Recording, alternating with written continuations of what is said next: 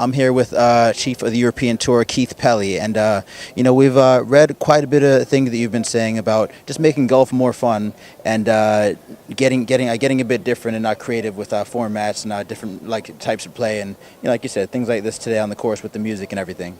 I had a question about 9-hole golf. What do you make of that, and do you think that has a future going forward? 9-hole golf. I prefer 6 or 12, but I think 9 from a recreational perspective has great legs, and I think as long as every single golf course is built with that in mind and it comes back to the clubhouse, then it works in the amateur game. Haven't figured out a format at this particular time that 9 holes works in the professional game. There's a senior European Tour tournament coming up in Sharjah, and they're going to do a 9-hole format. What do you make of that?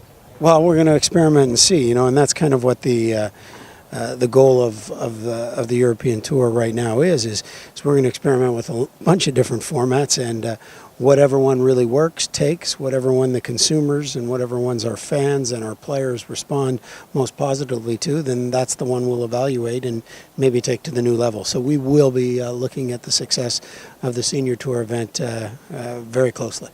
And one more, as we're in Abu Dhabi, some years back at the Al Ghazal Golf Club, I don't know if you're familiar with that, it's a sand golf course, and one of the best in the world, I've been told. They had a Sand Golf World Series, and the last person to win that actually was Tong Chai Jaidi. He's here today. What do you think about bringing that kind of fun format back? I mean, especially like in Abu Dhabi, the desert, it's just like the only kind of place that you can do it. Well, to be honest, I wasn't aware of that format, nor have I seen it, but maybe it was before, ahead of its time. Yeah.